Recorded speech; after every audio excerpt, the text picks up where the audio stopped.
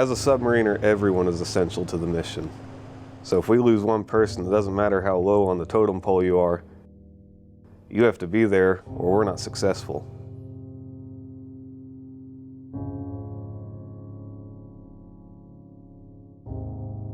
Started to notice some, how would you put that? He wasn't feeling so great after his first underway because there was a lot of stress. We were going through a lot of problems on our last underway. Yes. After you do your 8 hours of driving a submarine, you have to go do your actual job. So for him, he went back and turned wrenches and changed oil, whatever else you guys do. And he was having a difficult time. He had no problem talking about it. When he didn't get the answers he didn't like, he kind of shut down.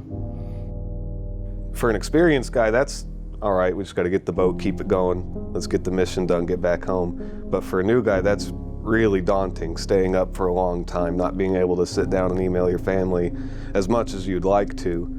And that was starting to get to him because I know he had a wife and kids at home. I had gone to the meeting with our other first class, came back, was checking up on how cleanup ship was going. And that's when I asked our other second class, I was like, hey, what's going on? Where is he? And he said, he's in the outboard. And I said, I was just in the outboard. He's not there. Where is he? I was like, oh, I told him to clean in the outboard. And I was like, well, he's not there. We need to go look for him. Everyone drop what they're doing. We need to go look for him on the boat. So we were looking for him. We can't find him. And that's when we completely dropped everything and had everyone start looking. The fact that 7 sailors stopped everything they were doing to go look for him was great.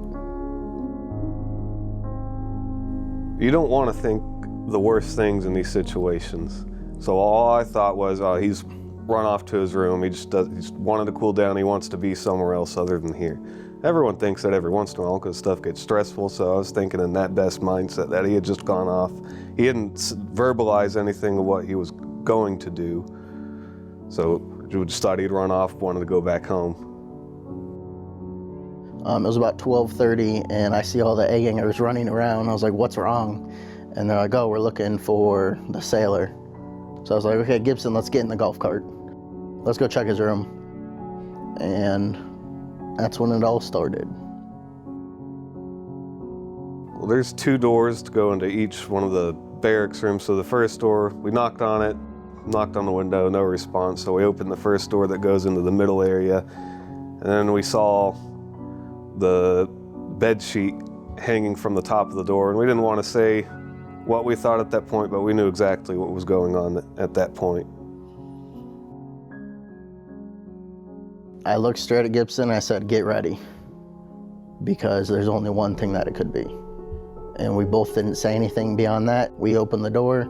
We heard a thud when the sheet went over.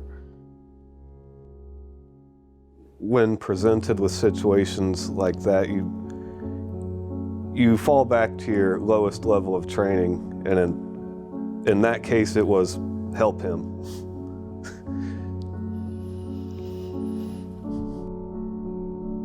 I lifted his head. He took the noose around his neck made of the bed sheet. He just checked his pulse, and then he did say he has a pulse, and Gibson said somebody call 911.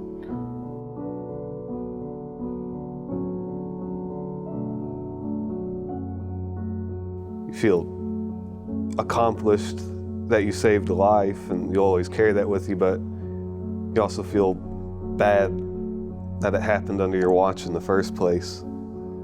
I don't want that to happen again. I don't want to see anyone like that.